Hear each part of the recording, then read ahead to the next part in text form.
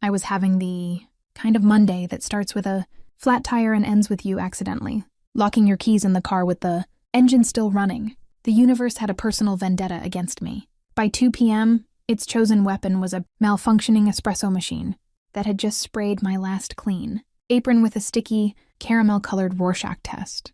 "I'm so sorry," I yelped, fumbling for a rag as the dark liquid cascaded off the stainless steel counter and directly onto the pristine, charcoal gray suit pants of the man who had just stepped up to the register. Time stopped. The low hum of the coffee grinder faded into a distant buzz. My eyes traveled upward, over the expensive leather shoes now speckled with droplets, past the impossibly tailored suit jacket, to the face of the man I'd just baptized in a double-shot latte. He wasn't handsome.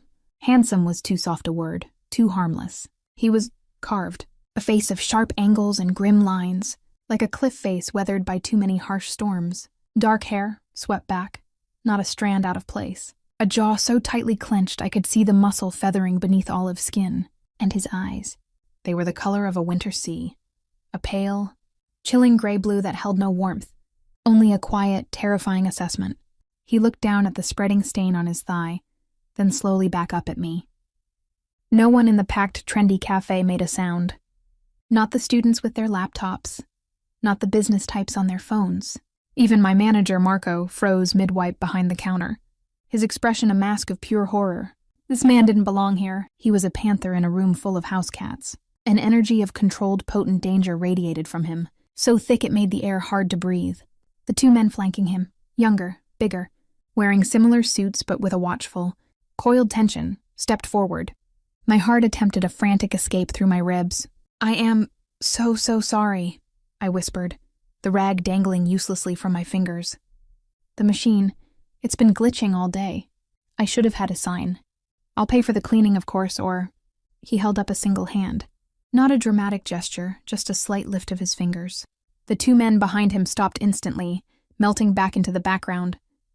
His gaze never left mine. It was like being pinned by a spotlight, seeing every stupid, panicked thought flicker across my face. "Aria." His voice was low, quiet, yet it cut through the silence like a blade. It wasn't a question. A cold trickle of fear, sharper than the spilled coffee, ran down my spine. "How do you know my name?" He didn't answer. His eyes flicked to the name and tag pinned crookedly to my ruined apron. "Oh, right, of course." He reached into his inner jacket pocket. I flinched, but he only pulled out a simple black leather wallet. He extracted a $100 bill and placed it on the counter, next to the puddle of espresso. "For the coffee I didn't receive," he said. His tone was flat, devoid of any discernible emotion. No anger, no annoyance, nothing. That emptiness was somehow worse than if he'd yelled. "Sir, please, that's way too much. Let me at least get you a towel or a new coffee on the house." "It's fine." He turned, the movement effortless and smooth despite the coffee stain now marring the perfection of his attire. "The situation is resolved." And just like that, he walked out. His two shadows followed, one of them pausing to hold the door open. The cafe remained frozen for another 3 beats before the everyday chatter rushed back in, louder than before, charged with nervous energy. Marco scurried over. "Aria, do you have any idea who that was?" "A very well-dressed man with a dry cleaning bill," I muttered, grabbed a handful of Sani wipes, and started scrubbing the counter, my hands trembling. "That was Vito Cascio," Marco said, as if the name were a curse. At my blank look, he leaned in, lowering his voice. "Cascio," as in Cascio Consolidated, as in the family. The way he said "the family" didn't mean a happy group of relatives at a picnic.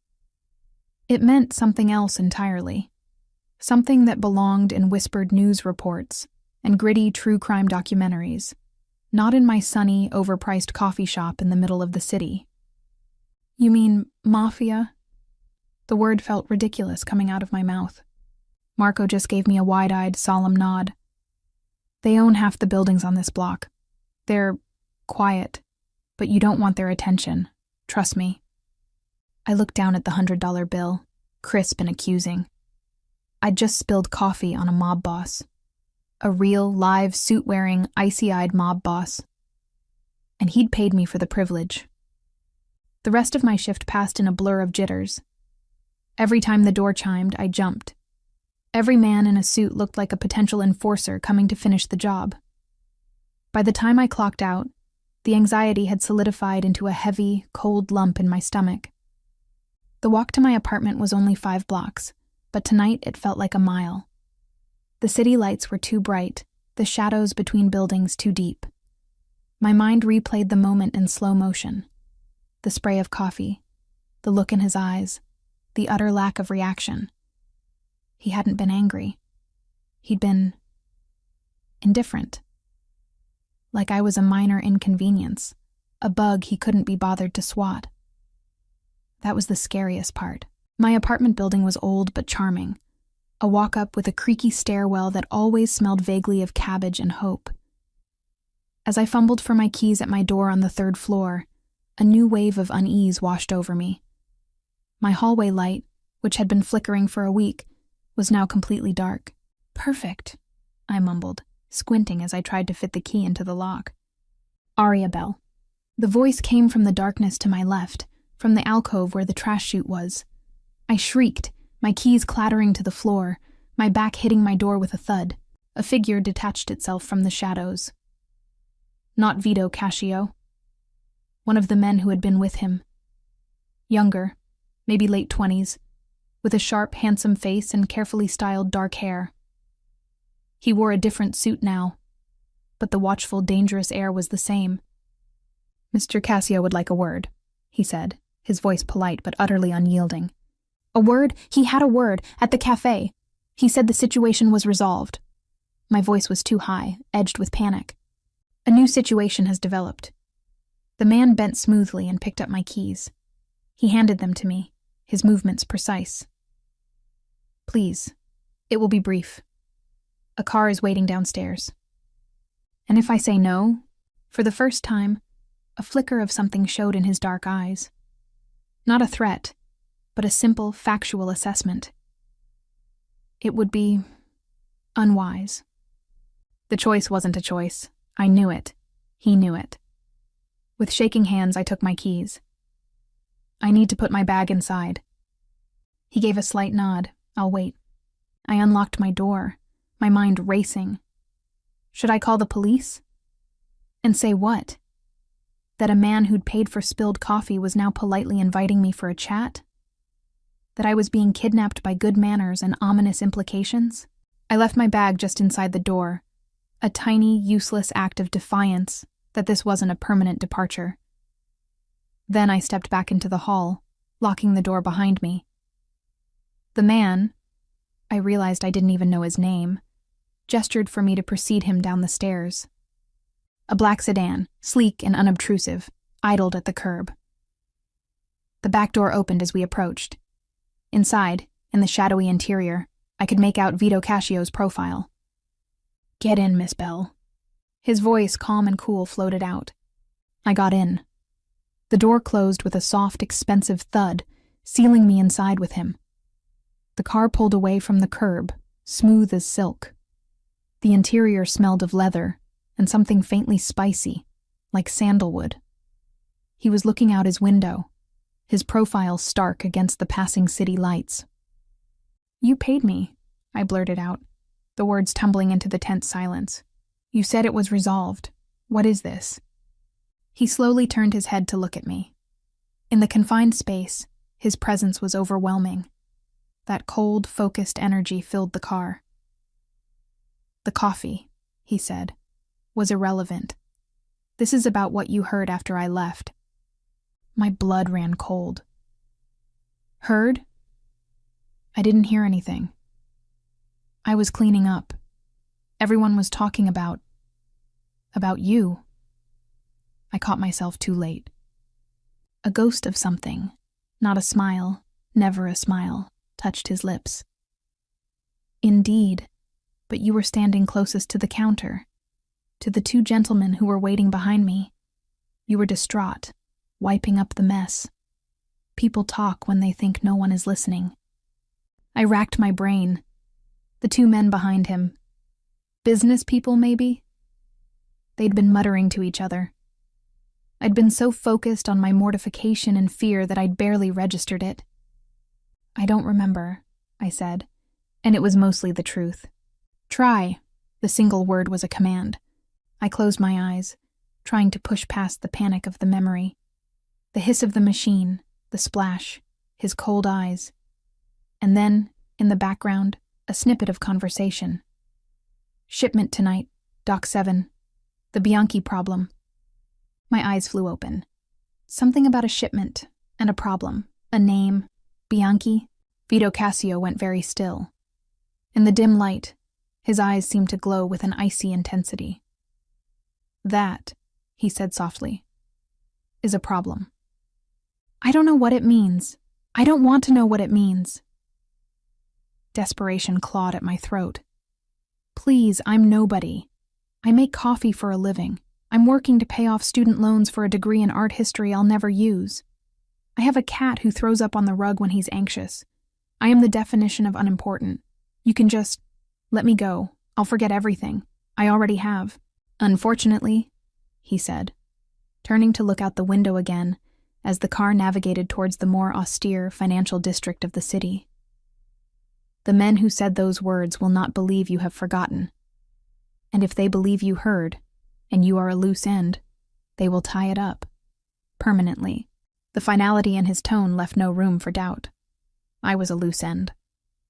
My mouth went dry. "Who are they?" "Business rivals."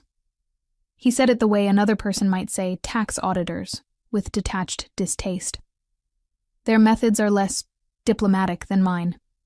A hysterical laugh bubbled in my chest. He considered paying someone off after a coffee assault diplomacy. "So what does that mean for me?" My voice was a thin thread of sound. The car slid into the underground parking garage of a towering glass skyscraper, one of the monolithic buildings that defined the city's power. It slowed to a stop in a reserved spot near a private elevator. "It means," Vito Cassio said, turning to face me fully as his driver opened the door, "that for the time being, you are under my protection, and you are coming with me." The private elevator didn't have buttons. The driver, a massive silent man with a neck thicker than my thigh, inserted a key, then pressed his thumb to a scanner. The doors closed, and we ascended in a hum of expensive machinery. Vito stood perfectly still beside me, his hands clasped behind his back, staring straight ahead at the polished bronze doors. I watched our distorted reflections, him, a tower of grim authority, me, a rumpled, wide-eyed ghost beside him. We didn't go to an office floor. The elevator opened directly into what I could only describe as a penthouse fortress. It wasn't a home. It was a command center disguised as a luxury apartment. The wall facing the city was all glass, offering a dizzying panoramic view of glittering nighttime towers. The interior was all cool grays, stark whites, and dark wood. There were no personal touches, no photos, no garish art, no clutter. Just a few pieces of severe modern furniture and a series of large dark monitors on one wall, currently displaying maps and silent security feeds. A man was waiting for us. Older, maybe mid-50s, with salt and pepper hair and a weary, intelligent face. He wore a cardigan over a dress shirt, looking more like a tired professor than a mobster. "Leon," Vito acknowledged, stepping out of the elevator and shrugging off his suit jacket. He handed it to the man without looking. "The stain. See to it." "Of course." The man, Leon, took the jacket, his eyes flicking to me with open curiosity before returning to Vito. "The Bianchi matter?" "It is now a twofold problem." Vito walked to the window, his back to us. Aria Bell. She was behind me at the counter. She heard them mention the shipment and the name. Leon's face tightened. He looked at me with new, sympathetic alarm. "Oh dear. Oh dear." I echoed the word absurd in this context. "What does that mean?" "Oh dear. Like I'm in for a scolding, or oh dear. Like I'm about to be cement shoes deep in the river." Vito half-turned, a flicker of what might have been impatience in his icy gaze. "The river is inefficient and traceable. A cliché." He said it as if correcting a grammatical error. My legs felt weak. I leaned against a cold, steel-framed chair. "You're not making me feel better." "He doesn't intend to," Leon said softly, moving to a discreet wet bar. He poured a glass of water and brought it to me. "Drink. You're in shock." I took the glass, my fingers trembling so badly the water sloshed. I drank anyway. It was cold, grounding. "So what happens now? You lock me in a tower until... when? Those men forget?" "Salvatore Bianchi does not forget," Vito said, turning fully now. He'd rolled up the sleeves of his pristine white shirt, revealing forearms corded with muscle and the glint of a sophisticated black-faced watch. "He is a rabid dog who has been nipping at my heels for months. This shipment is significant. He will eliminate any perceived risk to it. You are now a perceived risk." "Because of 3 words I barely heard." "3 words are all it takes to start a war or end a life," Leon murmured, returning to stand near Vito, a loyal lieutenant. "So I'm a hostage." "A guest," Vito corrected, his tone leaving no room for argument. "For your own safety, until the Bianchi situation is resolved." "Resolved." I let out a shaky breath. "And how long will that take?" "As long as it takes." He gestured to the young man who had fetched me. He was standing silently by the elevator doors. "This is Matteo. He will see that you have everything you need. There is a guest suite down the hall. You will stay there. You will not leave this penthouse. Is that understood?" Entirely glass, offering a dizzying panoramic view of glittering nighttime. It was delivered not as a request, but as a decree. The rules of my old life, cafe shifts, student loans, anxiety-ridden cat had evaporated. New rules, authored by this cold, terrifying man, were in effect. Matteo stepped forward. "This way, Miss Bell." I looked from his polite, impassive face to Vito's unreadable one, then to Leon's worried one. I had no cards to play, no leverage, just the terrifying knowledge that outside these sterile, secure walls, a man named Bianchi might want me dead.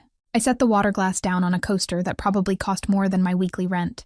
"My cat," I said suddenly. "His name is Gizmo. He'll be alone. He needs food and his anxiety medication. It's in the bathroom cabinet."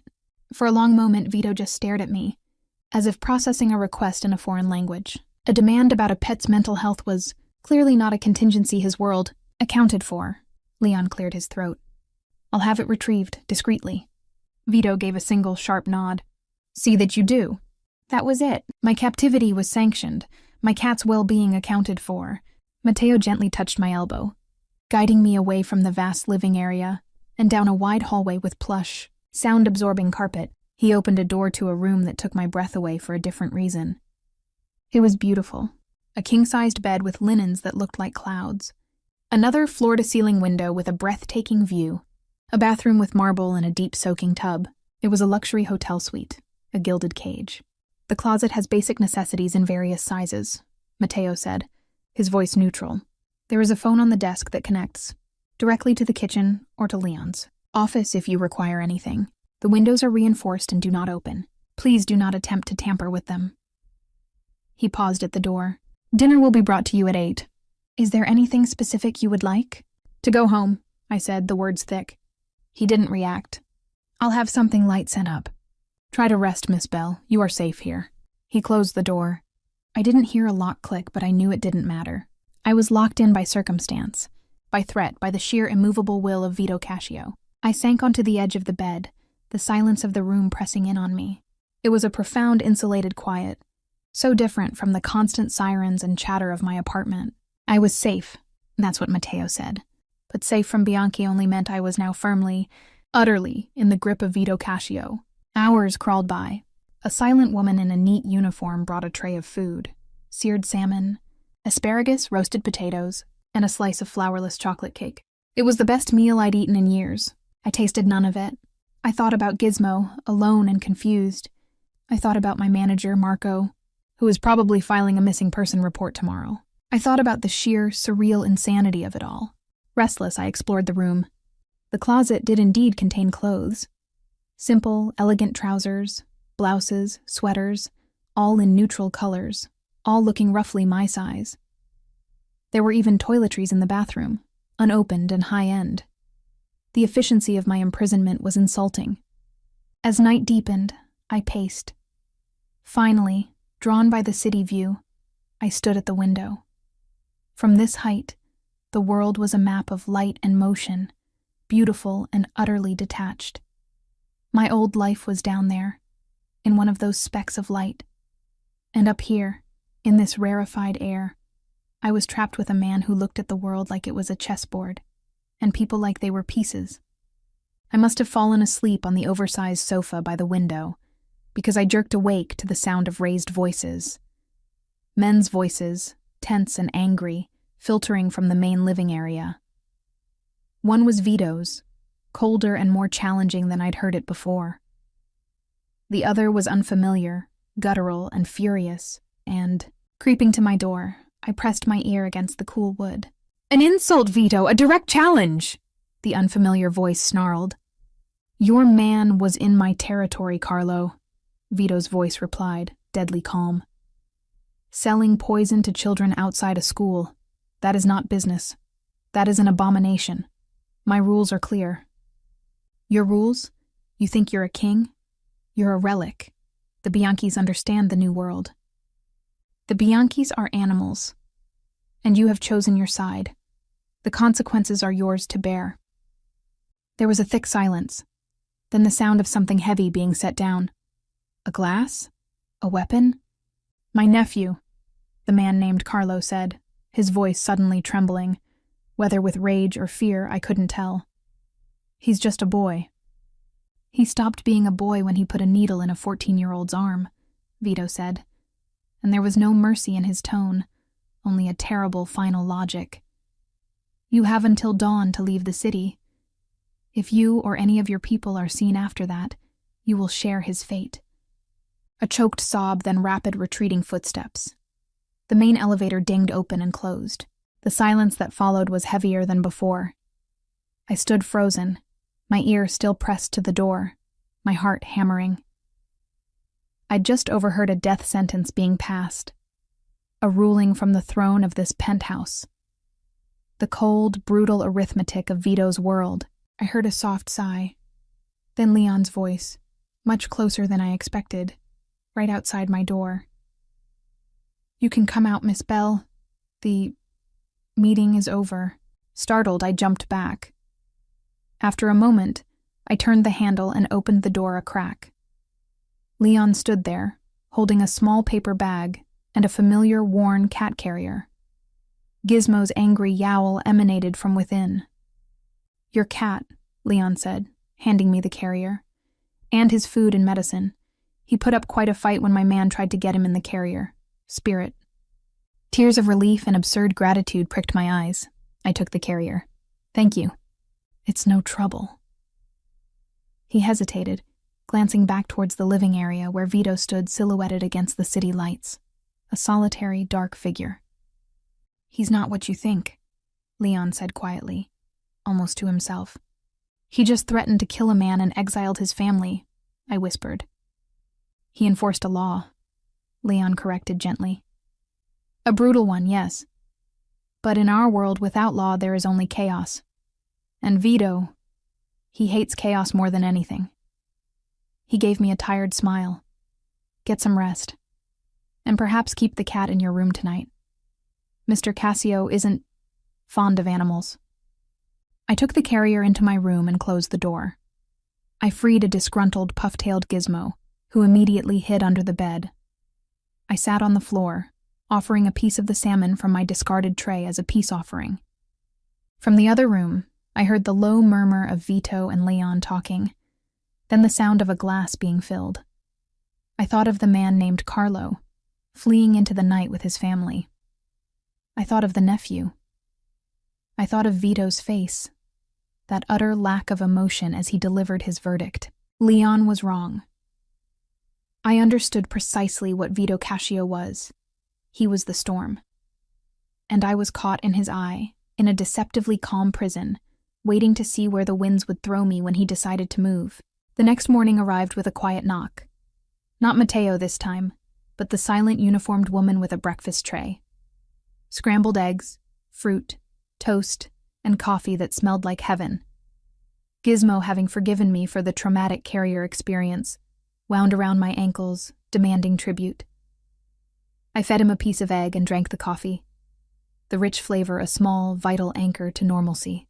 I was halfway through the toast when Leon appeared at my open doorway. He carried a tablet and wore a different, but equally professorial cardigan. "Good, you're eating," he said, stepping in. "We need to discuss your employment." I nearly choked. "My what?" "While you are a guest here for your safety, it is irregular to have a non-affiliated person in this residence for an extended period. It raises questions with staff and creates logistical complications." He tapped his tablet. "Mr. Cassio has approved a solution. You will be given a role, a cover, if you will." "A cover?" I set my coffee down. "Let me guess. Sex slave, laundry girl, human shield?" Leon's mouth twitched, the closest I'd seen him come to a smile. "Archival assistant." I blinked. "I'm sorry, what?" Mr. Cassio's late father, Silvio, was an avid collector. Rare books, historical documents, art. The collection is vast and has been poorly catalogued since his passing. It's housed in a private library on the sublevel. The task is genuine. It will give you a reason to be here, access to a part of the residence, and keep you occupied. You mentioned an art history degree. It should be within your capabilities. I stared at him. Of all the surreal turns my life had taken, being offered a job as a mobster's archivist was perhaps the most bizarre. And if I refuse? Leon's gentle demeanor didn't change, but his eyes grew serious. "Then you remain confined to this room, Miss Bell. Indefinitely. With only your cat and your fear for company. This is a measure of trust. And a measure of control. I suggest you accept." The choice again was no choice. But this one came with a sliver of something. Freedom of movement within the prison, a task, a use for my expensively useless education. "Okay," I said quietly. "I'll do it." "Excellent." He seemed genuinely pleased. "Matteo will take you down after breakfast. The rules are simple. You work in the library. You do not wander. You do not attempt to access any other areas. The security doors are biometric and will not open for you. You take lunch in the staff dining room at noon. You return to your room by 6. Understood?" I nodded. An hour later, following Matteo through the stark, elegant halls and into a different service elevator, I felt a nervous flutter that wasn't entirely fear. We descended 1 floor. The doors opened not onto a dank basement, but into a climate-controlled, softly lit wonderland.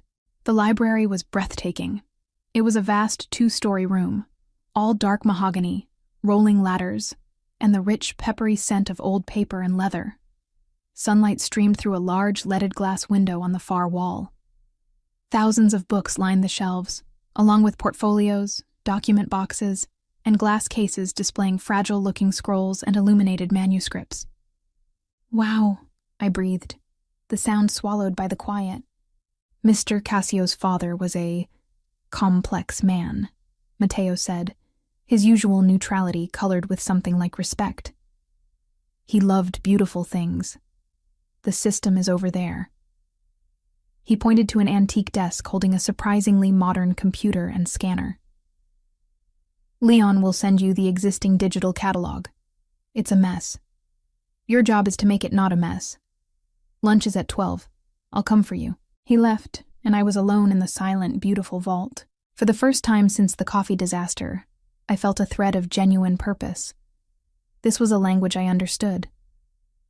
I sat at the desk, powered up the computer, and opened the file Leon had sent. He wasn't wrong. The catalog was a chaotic jumble of inconsistent entries, misspellings, and missing data, and I started simple. I picked a nearby shelf of 19th century European art histories. Pulling the first volume, a heavy tome on the French Impressionists, I felt the familiar, comforting weight of a book in my hands. I began the meticulous work of checking the title, author, edition, and condition against the database, correcting errors, and adding missing details. The work was immersive, methodical. It required just enough focus to quiet the screaming panic in the back of my mind. For a few hours, I wasn't a hostage. I was a graduate student again, lost in the minutiae of preservation. I was so engrossed I didn't hear the door open. I only felt the change in the air, a sudden drop in temperature, a prickling on the back of my neck. I looked up. Vito Cascio stood just inside the library watching me. He wore another impeccable suit, this one a deep navy. He held a file folder in one hand. He didn't speak, just observed, his pale eyes taking in the scene. Me, the open book, the scanner, the ordered stack I'd begun. Leon's idea, he stated. Yes. My voice sounded small in the vast room. Is the work satisfactory? What do you think I could say? The captive working conditions are acceptable. The collection is remarkable. Your father had incredible taste. Something shifted in his face, a minute tightening around his eyes. He had obsessions. They are not the same thing. He walked further into the room, his footsteps silent on the Persian rug. He stopped before a glass case containing a stunning, jewel-encrusted medieval psalter. This was his first major purchase, stolen from a Hungarian monastery in 1944. He spent a decade and a small fortune tracking it down, not to return it, but to own it. He looked at me. Is that taste or obsession? The question felt like a test. I closed the book in front of me carefully. It's history, a terrible one. Owning it doesn't change that. It just means you're the current custodian of a stolen story. He studied me for a long moment, his gaze inscrutable. A philosophical perspective for a barista. A barista with an art history degree focusing on provenance and wartime looting, I said, a spark of defiance flaring. That psalter belongs in a museum in Budapest.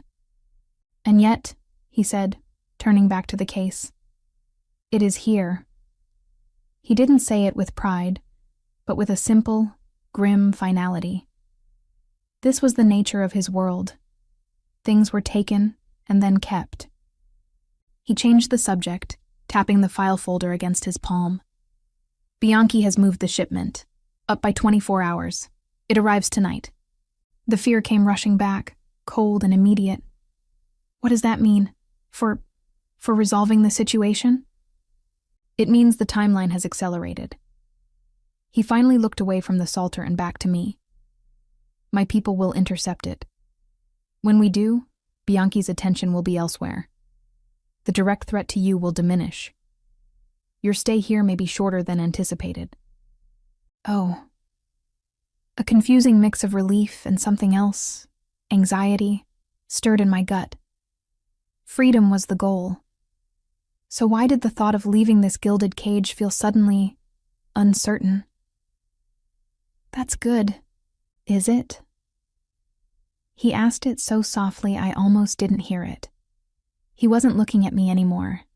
He was looking at the shelves, as if seeing his father's ghost in the collected volumes. Out there, you will still be the woman who heard something. Your name will be in certain circles.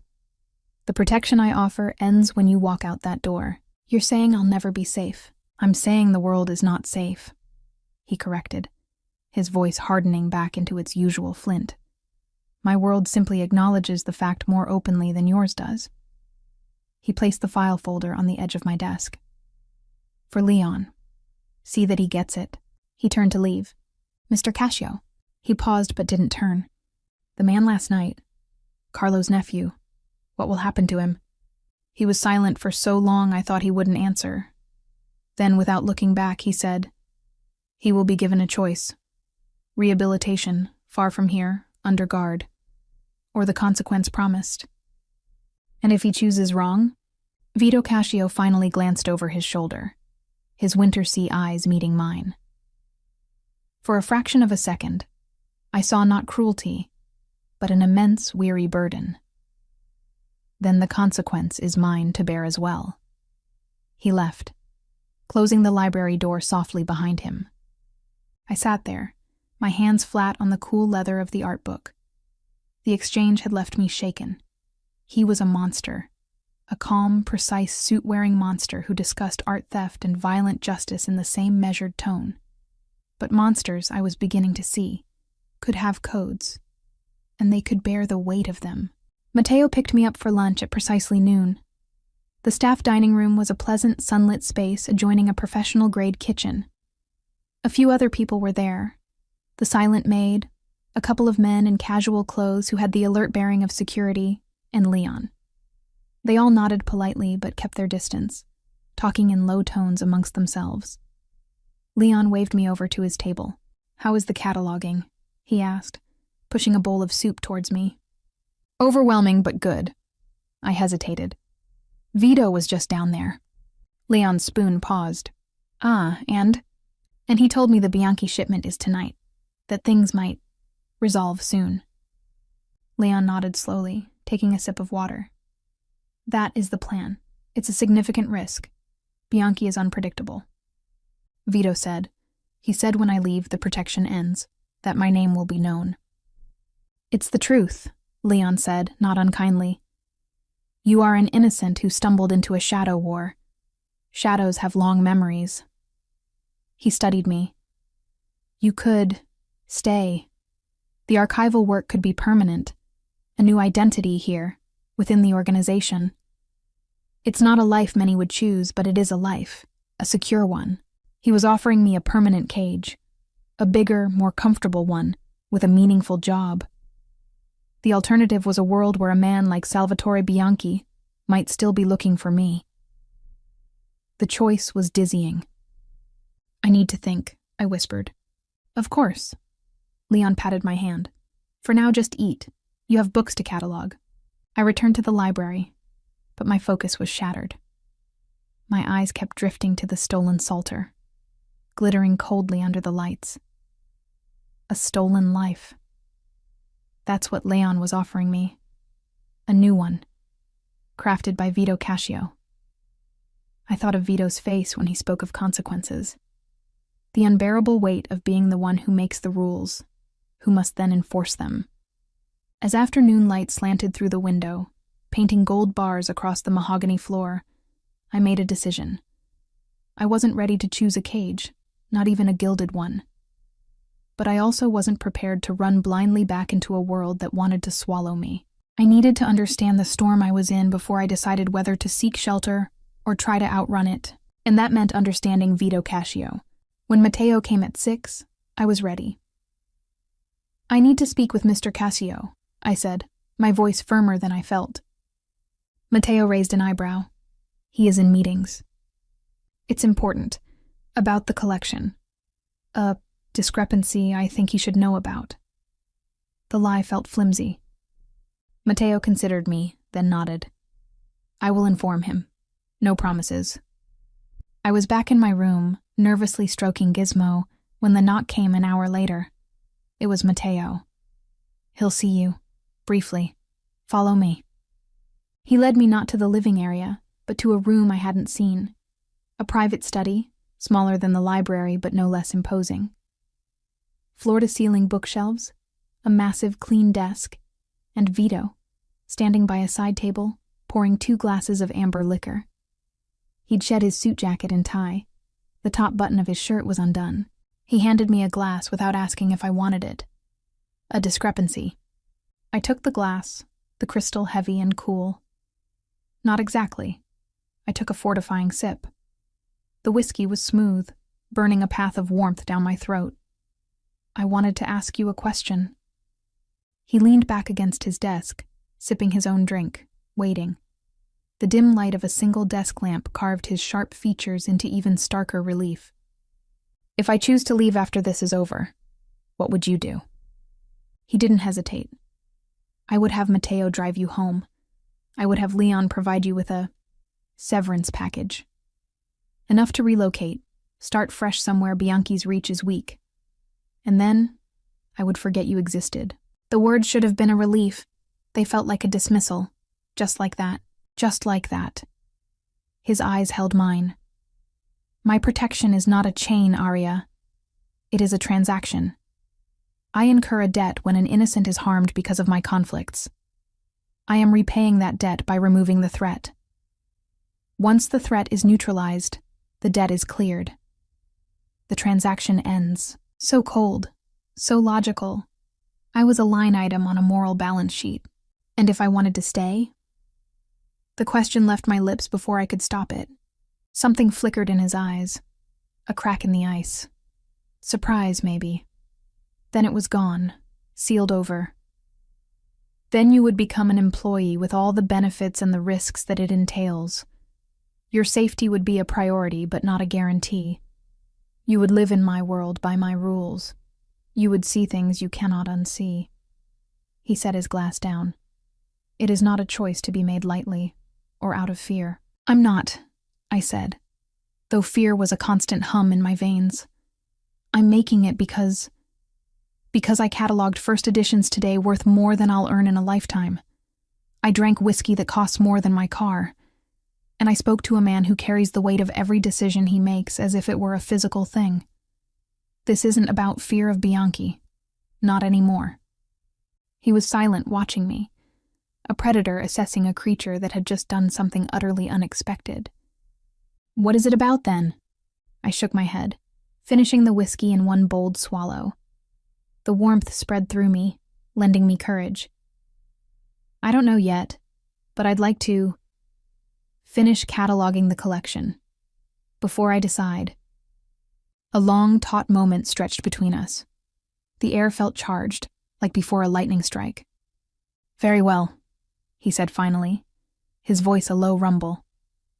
The library is yours until the Bianchi matter concludes. Then you will give me your answer. He picked up his glass again, a clear signal that the audience was over. I turned to leave, but his voice stopped me at the door. Aria. I looked back. The Psalter, he said, his gaze distant. What is the name of the museum in Budapest? The question shocked me. The Museum of Fine Arts. Why? He didn't answer. He just gave a slight, almost imperceptible nod. Good night. I walked back to my room, my mind reeling. The storm had a name, a code, and now, perhaps, a conscience. And I was no longer just caught in its eye. I was starting to map its winds. The atmosphere in the penthouse the next day was a taut wire, humming with a tension so palpable it made the air feel thick. Men I hadn't seen before, sharper, harder looking than Matteo or the usual security, moved through the halls with silent purpose. The quiet was different, not peaceful, but the heavy calm before an artillery barrage. Leon found me in the library mid-morning. His face was grayer than usual, the lines around his eyes deeper. You should stay in your room today, Aria. It's tonight, isn't it? I asked, my voice barely above a whisper. The shipment. He gave a tight nod. Vito is occupied. You should remain out of sight. Meals will be brought to you. The idea of being cooped up in that beautiful room with only my spiraling thoughts for company was unbearable. I'd rather work. It keeps my mind off things. It keeps me from imagining what occupied looks like, I didn't add. Leon studied me, then sighed. Very well. But if you hear anything at all, you stay in this room. Do not come out. Do you understand? I understand. He left, and I tried to lose myself in the meticulous work. I moved to a new section, Renaissance treatises on architecture. The precise geometric illustrations usually fascinated me. Today, they were just lines on a page.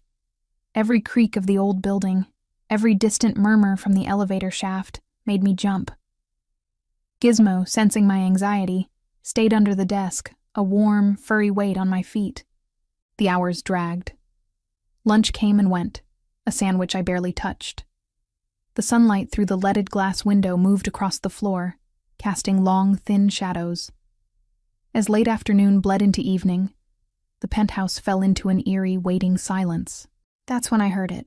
Not from the halls, but from outside. A resounding, percussive thump that vibrated through the very bones of the building, followed a few seconds later by the faint, wailing scream of sirens, many of them, converging from different directions. It was distant, muted by the fortress-like windows but unmistakable. Something had happened. My heart hammered against my ribs. The rule was to stay put. But the silence that followed the sirens was worse than the noise.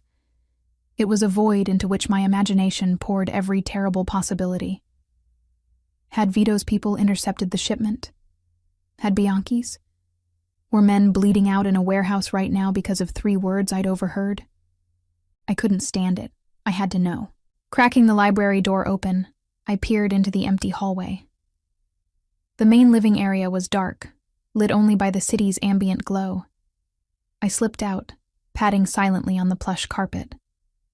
As I neared the great room, I heard voices, low, urgent.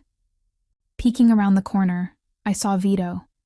He stood with his back to me, phone to his ear, flanked by Leon and Matteo. He still wore his suit, but it was rumpled, and he'd rolled his sleeves up past his elbows. Even from behind, his posture screamed controlled fury. "How many?" His voice was a whip crack. A pause as he listened.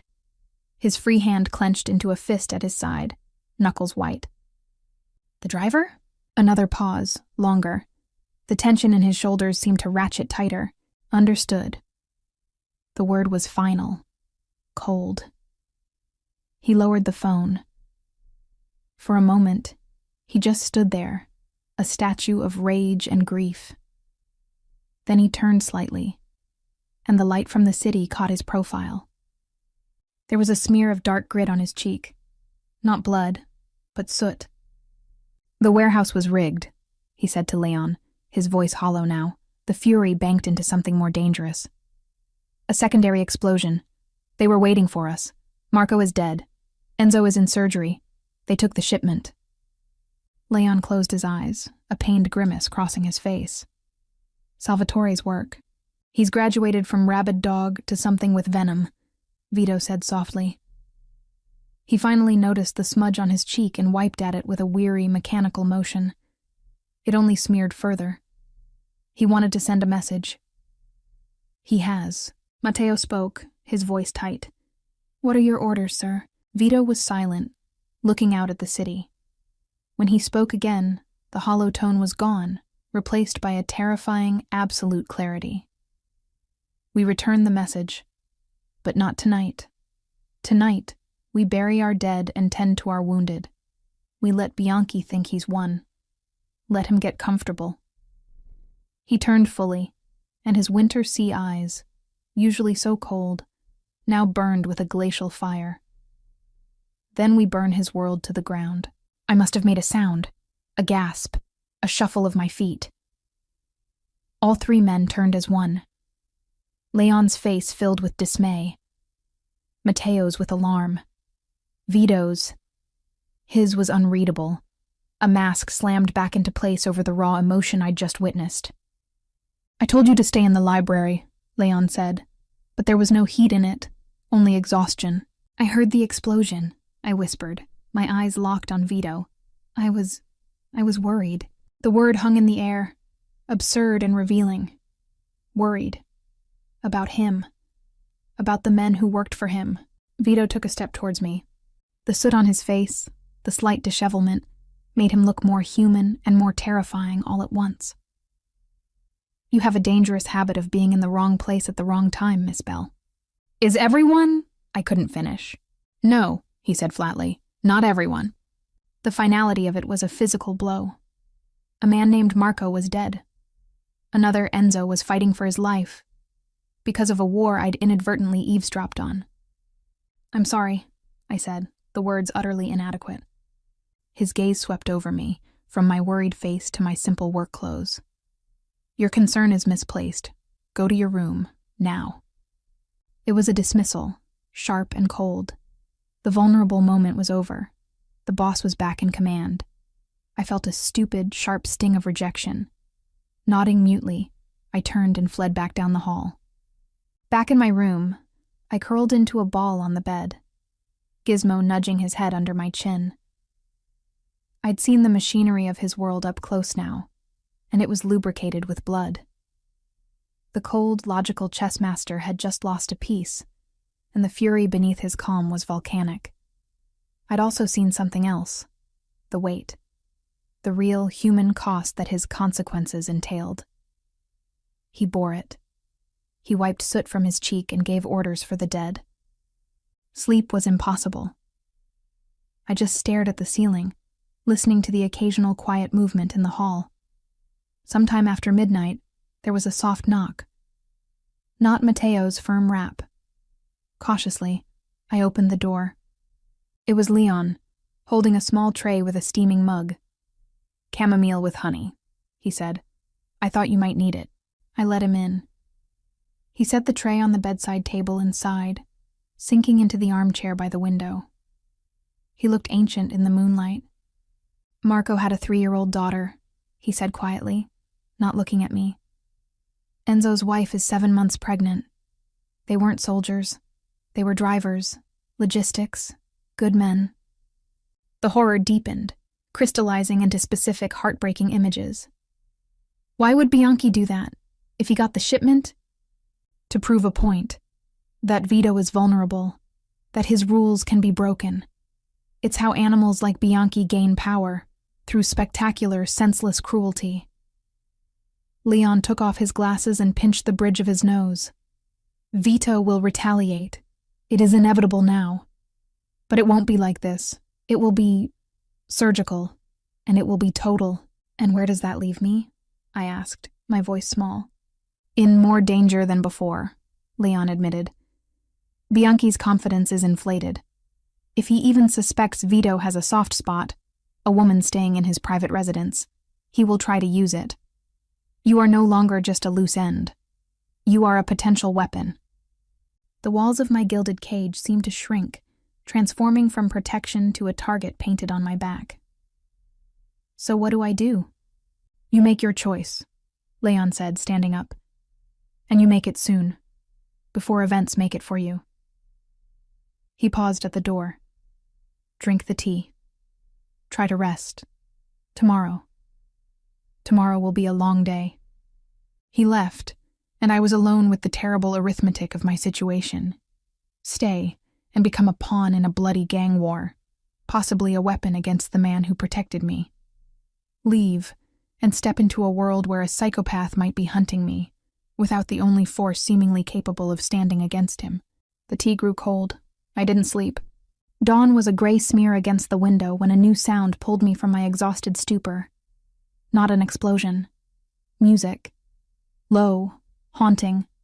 A melancholic piano piece filtering softly through the vents. Chopin, I thought. The nocturne in C-sharp minor. I followed the sound. It led me not to the main living area, but to a part of the penthouse I'd never seen. A small enclosed solarium filled with lush green plants and the faint, humid smell of earth. And there, in the pre-dawn gloom, sat Vito Cascio. He was on a wrought iron bench, still in yesterday's clothes, his head bowed. A sleek, modern sound system on a shelf was the source of the music. In his hands, he held not a phone or a weapon, but a simple, worn leather photograph frame. He was so still, so utterly absorbed in his grief that he didn't hear me approach. I was about to retreat, to leave him to this private moment, when he spoke without looking up. "My mother played this," he said, his voice rough from lack of sleep. "When I was a child, when the world outside was too loud, too violent, she would sit at the old piano in our sitting room and play this nocturne. It was the only time I ever saw my father be still." I stood frozen, unsure if I was invited or intruding. He finally looked up. The mask was gone. In the soft gray light, he looked ravaged, exhausted, haunted, the weight of his crown too heavy to bear. The soot was gone from his face, but the shadows under his eyes were darker. "She died when I was 15, a car accident, not a war, not an assassination. Just rain, a slippery road, and bad luck." He looked down at the frame in his hands. "My father bought this Psalter 2 months later, said beauty was the only antidote to ugliness. He was wrong. Beauty reminds you of everything you've lost." He held out the photograph. It was a picture of a woman with kind eyes and a gentle smile, her arm around a boy of about 12. A younger Vito, his face already serious but not yet hardened. She was beautiful. She wanted me to be a pianist, he said, a ghost of something like humor in his tone. Or a historian. Something quiet. Something clean. What did you want? The question slipped out. He was silent for a long time, looking at his mother's face. I wanted to be strong enough that no one I loved would ever be afraid again. He set the frame down carefully on the bench beside him. A childish wish. Fear is a constant. All you can do is become the thing others fear more. The music swelled, a passage of deep, sorrowful beauty. We stood there in the quiet jungle of the solarium, the mob boss and the accidental witness, surrounded by the ghosts of who they might have been. I'll stay, I said. The words seemed to hang in the humid air. He didn't look surprised. He just watched me, those pale eyes seeing everything. You understand what that means now, he said. It wasn't a question. I understand that Marco's daughter will grow up without a father. I understand that Enzo's child might be born while he's on a ventilator. I understand that the man who caused that listens to Chopin and misses his mother. Took a shaky breath. I don't understand your world, but I'm starting to see its shape, and I'm not ready to walk away from it. He stood slowly as if every movement cost him. He walked towards me until he was close enough that I could see the fine lines of exhaustion around his eyes, smell the faint scent of smoke and sandalwood that still clung to him. This is not a refuge, Arya, he said, his voice low and intense. It is a battlefield. By staying, you pick a side. There will be no going back. The art history graduate, the barista, that girl will be gone. She will have seen too much. She's already gone, I whispered, meeting his gaze. She disappeared the moment a man named Bianchi decided her overhearing 3 words was a death sentence. Something in his expression shifted, thawed at the edges. The glacial fire in his eyes didn't dim. It shifted focus, as if seeing me not as a problem or a pawn, but as a person standing before him, making a conscious, terrible choice. Then welcome, he said, the word heavy with meaning, to the family. He didn't touch me. He didn't smile. But he gave a single, slow nod, a sovereign acknowledging a new citizen of his bleak kingdom. Then he turned, picked up the photograph of his mother, and walked out of the solarium, leaving me alone with the dying notes of the nocturne and the terrifying, specific knowledge that my life had just irrevocably changed course. I had chosen the storm. Now I would have to learn to survive its winds. The following 2 days passed in a grim, focused blur. The penthouse was a bunker preparing for war. The regular, quiet rhythm was replaced by a constant, low-level activity. Men coming and going. Hushed conversations in corners. The scent of strong coffee permanently in the air. Vito was a ghost, present only in the orders that filtered down through Leon and Matteo. I saw him once, striding through the main room with a tablet, his face a closed book, his eyes fixed on some distant strategic horizon. My world contracted to the library in my room. The archival work became my anchor, my meditation. I catalogued with a furious intensity, as if organizing these stolen, beautiful things could impose some order on the chaos swirling outside the vault door. I found myself drawn to the darker pieces, a Goya etching of war's folly, a Caravaggio reproduction of Judith Cooley severing Holofernes' head, art about power and its consequences. Leon was my main point of contact, my translator for this new world. Over a tense lunch in the staff dining room on the second day, he laid out the new realities. You'll have a detail, he said, pushing peas around his plate. Matteo primarily. Another man, Leo, when Matteo is off shift. You do not go anywhere without one of them, even within the building. Understood? I nodded. And my job at the cafe? Resigned. Effective immediately. A family emergency out of state. Marco was very understanding. Leon's tone made it clear that understanding had been financially encouraged. Your apartment lease has been terminated. Your belongings will be brought here. Select what you wish to keep. The rest will be stored. It was so efficient, so total. My old life was being erased entirely. And Gizmo? The cat stays with you, of course. He almost smiled. Though I'd keep him away from Vito's suits. The one with the coffee stain has been retired. I couldn't muster a laugh. What happens now, with Bianchi? Leon's face went grave. Vito is gathering intelligence. Bianchi is celebrating, getting sloppy. He's boasting about the hit, trying to recruit Vito's shaken allies. When he is at his most arrogant, when he feels most secure, that is when Vito will strike. Not at the shipment, at the source. You're going to kill him. It wasn't a question. We are going to remove him, Leon corrected, but the euphemism was thin. And dismantle his operation. It must be absolute. Anything less leaves a wounded animal, and they are the most dangerous. The clinical discussion of murder should have horrified me. Instead, I felt a cold, unsettling sense of necessity. This was the logic of this world. Bianchi had killed a man with a young daughter. He would do it again. The only way to stop him was to erase him. The moral simplicity was brutal, but it was a kind of clarity my old world, with its shades of gray and bureaucratic half-measures, never offered. That evening, as I was closing up the library, Vito appeared in the doorway. He looked marginally less like he was carrying the weight of the world, though the tension still radiated from him in waves. "A progress report," he stated, walking in. He went not to my desk, but to the shelf where I'd been working, his fingers trailing lightly over the spines of the books I'd catalogued. "The Renaissance architecture section is fully documented and cross-referenced," I said, falling into a professional tone. "I've started on the collection of Ottoman miniatures. The condition notes are detailed.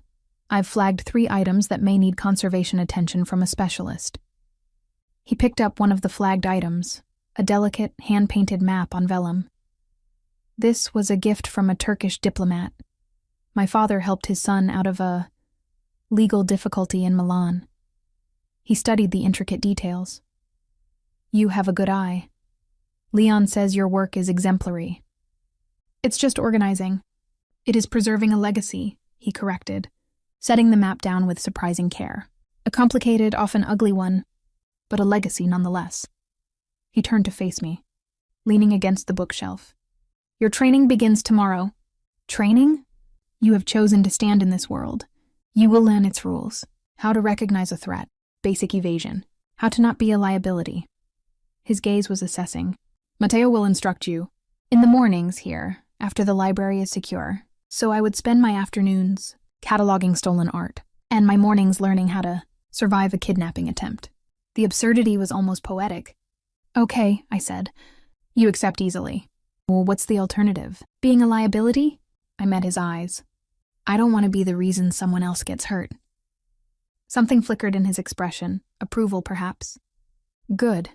He pushed off the shelf. "Dinner is at 8. You will join me." It wasn't an invitation. It was another decree. Before I could respond, he was gone. At 8 o'clock sharp, I stood outside the dining room, wearing one of the provided simple black dresses, feeling utterly out of my depth. The room was formal, dominated by a long table that could seat 20. Only 2 places were set at opposite ends. Vito was already seated, reading something on a tablet. He looked up as I entered. "Sit," he said, gesturing not to the far end, but to the chair immediately to his right. I sat.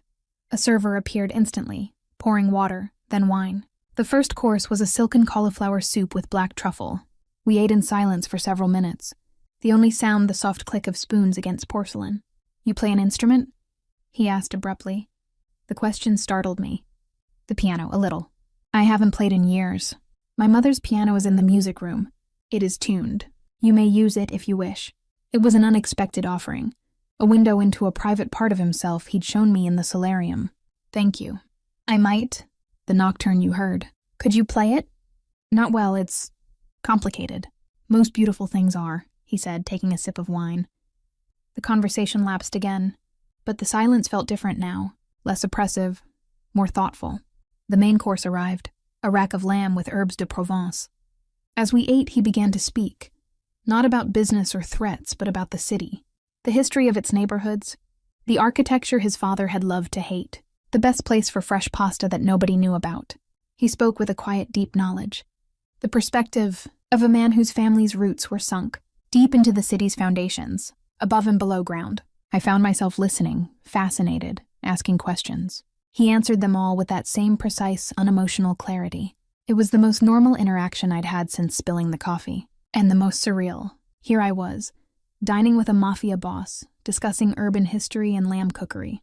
As dessert was served, a dark chocolate torte, he set down his fork and looked at me directly. The Bianchi operation commences in 72 hours. All the fragile normalcy was shattered. The air went cold. So soon. The intelligence is conclusive. He will be at a private club he owns, the Gilded Cage, celebrating his victory with his inner circle. It is the optimal time. His voice was back to being flat, strategic. You will be here, with Leo and a reinforced detail. This penthouse will be on lockdown. You will see nothing, hear nothing, but you will know it is happening. And you? The question was out before I could stop it. I will be elsewhere, overseeing. He didn't elaborate. He didn't need to. He would be in command, but distant from the violence. The general is in his bunker. Be careful, I whispered, then immediately felt foolish. He didn't mock me. He just studied me for a long moment, his gaze traveling over my face as if memorizing it. Careful is not a luxury I can afford, Arya. But I will be thorough. Dinner ended. He stood. Good night. Good night, Vito. The use of his first name made him pause, just for a second. He gave that same slight nod and left the room. The next morning, my training began. Matteo met me in a converted spare room on the sublevel, with padded mats on the floor and a mirrored wall. We start with awareness, he said. All business. Forget what you see in movies. Most violence is fast, ugly, and over in seconds. Your goal is not to win a fight. Your goal is to create a fraction of a second of surprise and use it to run. He taught me how to stand, how to hold my body so it appeared less like a target. He showed me pressure points, the eyes, the throat, the groin, and how to strike them effectively with keys, a pen, the heel of my hand. We practiced a simple break from a wrist grab over and over until my muscles ached and the motion felt less foreign. You're a quick study, Matteo said after an hour, handing me a water bottle. I'm motivated, I panted, wiping sweat from my brow. He almost smiled. That's the best kind. The training became part of my new routine. Morning drills with Matteo. Afternoons in the library. The quiet scholarly work was a balm to the morning's adrenalized lessons. Evenings to myself, though I often found myself in the music room, tentatively picking out scales on Vito's mother's beautiful resonant piano. I never saw him there, but sometimes when I played a phrase correctly, I'd imagine I felt his presence, listening from the shadows. On the eve of the Bianchi operation, the tension was a live wire again. Vito was a constant, pacing presence in the command center, his voice a low, steady murmur on phone calls. I stayed in the library late, unable to face the silence of my room. He found me there just before midnight. I was at the desk, not working, just staring at a detailed illustration of the Tower of Babel, a monument to arrogance and downfall. You should be asleep, he said from the doorway. I can't. He walked in, coming to stand beside the desk. He looked at the illustration. An apt choice. Is it arrogant? What are you about to do? It is necessary. He leaned over, turning the page of the heavy book. The following illustration was of the aftermath, the scattered, confused people. The arrogance was Bianchi's, thinking he could break the rules without consequence. This, he tapped the page, is the consequence. He straightened. Come with me. He led me not to the living area, but to a secure balcony I hadn't known existed, shielded from view by angled glass. The night air was cool and crisp. The city glittered below, a galaxy of human lives. Out there, he said, his voice quiet, are butchers, bankers, and baristas, fathers, daughters, lovers. Most will never know my name. That is how it should be. He turned to me, his face etched in the city's glow.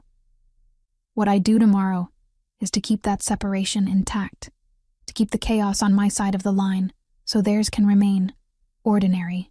I understood then.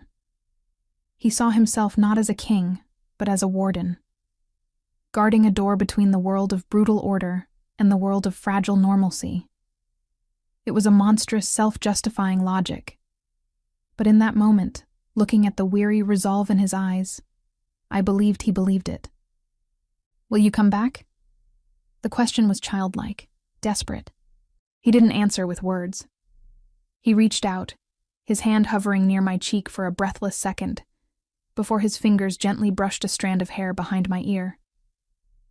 The touch was startling in its tenderness, electric against my skin. It lasted less than a heartbeat, but it burned. "The library will need you tomorrow," he said, his hand falling back to his side. "The Ottoman miniatures await." And then he was gone, back into the heart of his war machine, leaving me on the balcony with the ghost of his touch and the crushing weight of the night to come. I didn't sleep. I sat by my window, Gizmo purring in my lap, watching the city. Somewhere out there, plans were being set in motion. Men were checking weapons. A man named Salvatore Bianchi was laughing in a club, unaware his world was about to end. And a man who never smiled, who carried the weight of a stolen psalter and a mother's lost dream, was moving pieces on a chessboard soaked in blood. I had chosen his side. As the first faint hint of dawn tinged the sky, I knew with cold certainty that when the sun rose again, nothing would be the same. For the city, for him, and for me, the day of the operation dawned gray and still. The penthouse was a tomb. The usual soft sounds of service were absent. Only Leo, my detail for the day, moved through the spaces with a silent, watchful intensity. He was older than Matteo, with a face like worn granite and eyes that missed nothing. "Lockdown protocol is in effect," he informed me as he brought a breakfast tray to my room. His voice was gravelly and quiet. "No one in or out until the all clear. You have the library in this room. I'll be outside your door." The food tasted like ash. My nerves were a hive of static. I tried to lose myself in the Ottoman miniatures, tracing the intricate patterns of gardens and palaces with my finger. But the beauty eluded me. Every minute felt like an hour, stretched taut with dread. Just after 10 a.m., the silence was broken by the soft chime of the internal phone on the library desk. I stared at it, my heart leaping into my throat. It chimed again, insistently. Leo, who had been standing sentry by the door, glanced at me. "Answer it." I picked up the heavy receiver. "Hello?" "Aria." It was Leon. His voice was strained, the professional calm cracked. "You need to come to the command room. Now." "What's happened?" "Just come quickly." Leo was already moving, his hand resting on the weapon concealed beneath his jacket. "Stay behind me," he ordered. We moved through the silent halls to the main living area. The wall of monitors, usually dark or displaying maps, was alive with chaotic scenes. Security footage from what looked like a parking garage, shaking with movement. Another feed showed the elegant interior of a club, the Gilded Cage, now a wreckage of overturned tables and shattered glass. A third showed a live news helicopter shot over the city's riverfront, smoke pouring from a warehouse. In the center of the room, Leon stood, pale, speaking rapidly into a headset. Vito was there too, but he wasn't at the desk. He was pacing like a caged tiger, his phone clenched in his hand, his face a mask of barely contained fury. "Say that again."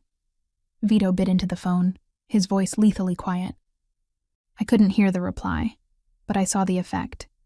Every muscle in his body went rigid. He stopped pacing. The air in the room turned to ice. "They took her." He said the words not as a question, but as a terrible, accepted fact. "Who?" Leon asked, turning from the monitors, his face ashen. "Who did they take?"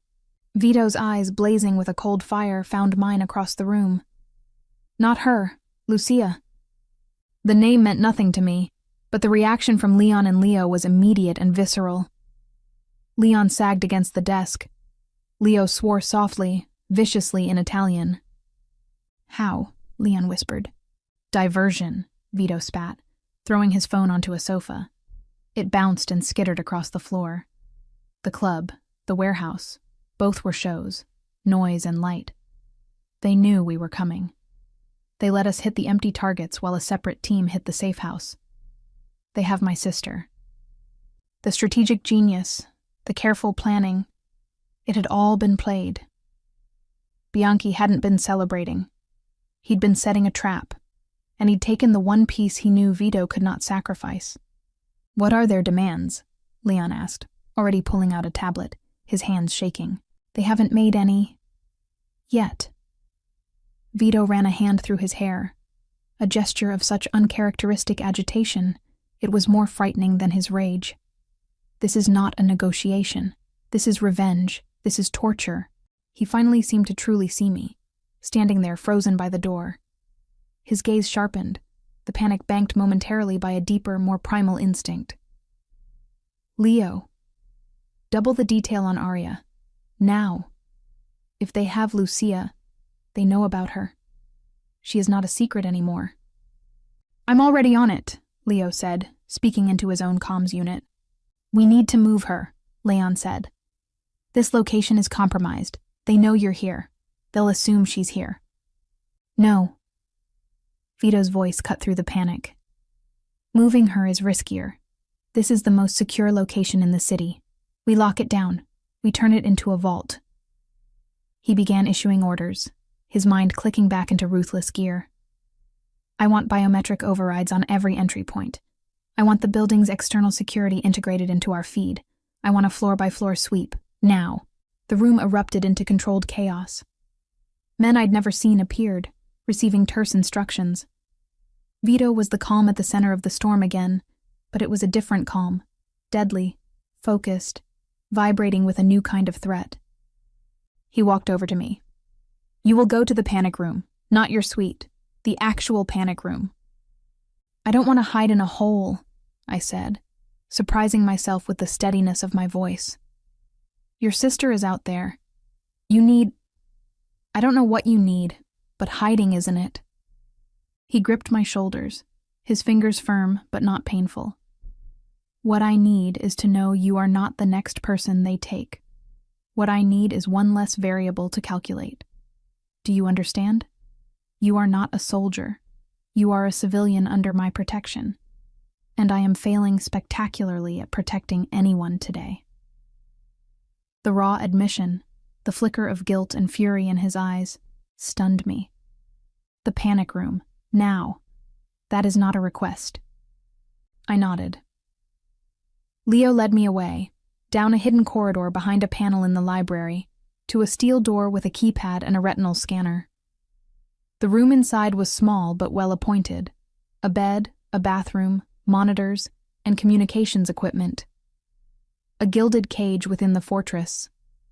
Leo secured the door from the outside. I was alone. Hours passed. The monitors showed only a rotating display of security camera feeds. Empty hallways, the rooftop, the service entrance. No sound. I was cut off from the nerve center, from the agony of whatever was unfolding. I thought of Lucia, a sister, a woman with a life, a history, now a pawn in a game of monstrous men. I thought of Vito's face when he said her name. The icy control had shattered, revealing a depth of fear and love I hadn't believed him capable of. It humanized him in a way nothing else had. It made the danger more terrifying. The door hissed open. It was Leon, looking even more drained. He carried a tablet and a sandwich. "Any news?" I asked immediately. They made contact. He set the food down, not meeting my eyes. They sent a video. And? She's alive. Unharmed. For now. He pulled up the video on the tablet but didn't play it. They want Vito. They want him to come alone to a location at midnight. They want him to kneel, to beg. Then they will kill him, and after, they will let Lucia go. His voice was hollow. They're lying, of course. They'll kill them both. The plan was so crude, so vicious. It wasn't a strategy. It was gloating humiliation. "He won't go," I said, but even as I said it, I knew it wasn't true. Leon just looked at me. She is his sister. Of course, he would go. The warden would step out from behind his door and walk into the chaos to save his family. The code demanded it. The man beneath the boss demanded it. There has to be another way. We are working on it. The location is an old fish packing plant on the river, isolated. We have schematics, but they have scouts, counter-surveillance. If we move in force, they'll know, and they'll kill her. He rubbed his eyes. Vito is preparing to go. He's making arrangements. Arrangements for his succession, for his death. No, I said, standing up. Let me see the video. Arya, you don't want to... Let me see it. He hesitated, then tapped the screen. The video was shaky and dark. A concrete room. A woman sat on a metal chair, her hands bound behind her. She was in her 30s, beautiful, with Vito's sharp bone structure and dark hair. But her eyes, even filled with fear and defiance, were warmer. She stared straight into the camera, her jaw set. A man's distorted voice spoke off camera. A message for your brother, Principessa. Lucia Cascio lifted her chin. Vito, she said, her voice clear and steady. Don't you dare. It's a trap. You know what to do. Then in Italian, she said something sharp and fast. The video ended. What did she say at the end? I asked. Leon's lips tightened. She said, burn it all. My mind, trained for years to analyze, to find patterns and provenance, began to work furiously, disconnected from the terror. A trap, a location, a sister telling her brother to burn it all. They're watching you, I said slowly. They know you'll try to find a way to save him, to mount a rescue. They're expecting the cavalry. Obviously, Leon said, despair creeping into his tone. So don't send the cavalry. I looked at the frozen image of Lucia on the screen. Send something they're not expecting. Send a distraction they can't ignore. Leon stared at me. What are you talking about? The idea was taking shape, wild and dangerous. Bianchi wants to prove Vito is weak, that his rules are broken. Taking his sister, making him kneel, that's the proof. So don't let that be the story. Change the story. How? You said they know about me, that I'm here. They think I'm Vito's soft spot, his new weakness.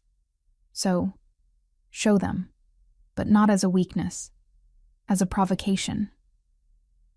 The words tumbled out, half-formed but gaining conviction. If Vito is preparing to walk into their trap, let them see it. But also let them see that while he's doing that, something of his is hitting them somewhere else. Something they value as much as he values Lucia. Leon's eyes widened. The shipment. The one they took from us. The one that started this. Where is it? We have intelligence. It's in a bonded warehouse near the docks. Under heavy guard, but most of Bianchi's hardened men will be at the packing plant for the main event. A spark of grim hope ignited in Leon's eyes. If we could hit it, take it back, destroy it. While Vito is in their sight, it would be a masterpiece of misdirection. It would show them he's not beaten, that he can strike them even when they think they have him by the throat. And it might pull enough men away from the plant to give you a real chance to get Lucia out. I finished. It's insane, Leon breathed. It's a huge risk. If we fail at both, if Vito walks in there alone at midnight, he will fail.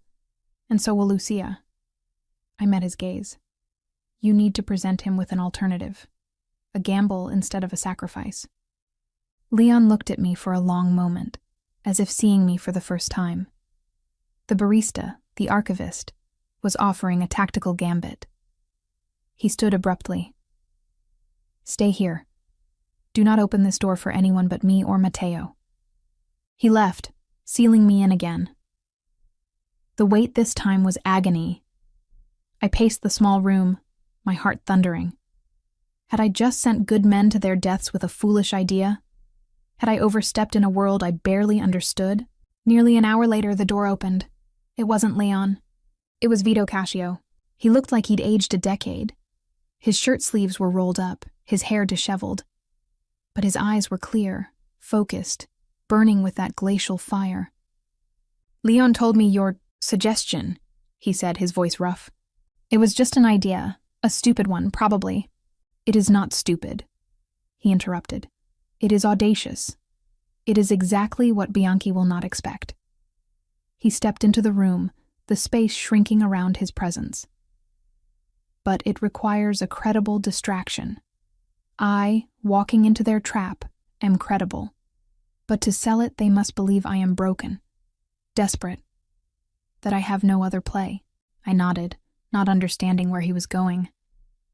They need to believe I am so distracted by my sister's capture that I am leaving my most vulnerable possession unprotected. His pale eyes locked onto mine. You. The word hung in the air, cold and sharp. They know you're here, in this fortress. If I leave for the plant, and the fortress appears weakened, on lockdown, but vulnerable, they may try to take you too. To have both prizes. It would be an irresistible temptation for a man like Bianchi. Fear, cold and slick, coiled in my stomach. So I'm the bait, again. No. He took another step closer. You are the keystone. The plan Leon is preparing requires precise timing. The raid on the warehouse, the extraction at the plant, they must happen simultaneously. We will make it appear that the penthouse is vulnerable. We will even let a small team of theirs get close. But they won't be able to reach you. And while they are focused on that failure, and on me at the plant, Leon's team hits the warehouse, and Mateo's team extracts Lucia.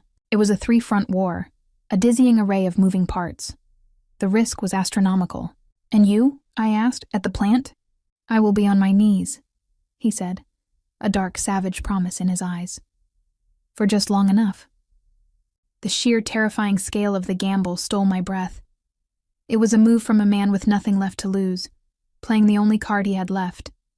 Absolute, ruthless defiance. Do you trust me, Arya? He asked, the question stark and straightforward. I thought of the soot on his cheek, the Chopin in the solarium, the weight in his eyes. I thought of him preparing to die for his sister. This was not a good man, but he was a man of his word, bound by a code, capable of love and fury in equal, terrifying measure. Yes, I said, and I meant it. Something profound shifted in his face. The last of the ice seemed to melt, revealing not softness, but a fierce, blazing intensity. He closed the final distance between us. His hand came up, cupping my cheek, his thumb stroking my skin. The touch was searing, possessive, tender. Then when this night is over, he vowed, his voice a low growl that vibrated through me, I will deserve that trust. He leaned in, and for a heartbeat, I thought he would kiss me. Instead, he pressed his forehead against mine, a gesture of startling intimacy and solidarity. We stood like that, in the silent panic room, two people on the precipice of a nightmare, clinging to a thread of desperate hope. Then he pulled away, the mask of the boss settling back into place, more complex than ever. Leon will give you the details. Do exactly as he says. At the door, he paused. Play the nocturne for me, when this is done. And then he was gone, back into the storm. I sank onto the bed, my knees weak, my cheek still burning from his touch. The fear was still there, a living thing in my chest. But beneath it, coiling alongside it, was something else. A fierce, protective determination. He was going to war for his family, and I, by choice and by circumstance, was now part of that family. I would not be a liability. I would be the keystone. The game was set, the pieces were moving, and midnight was coming.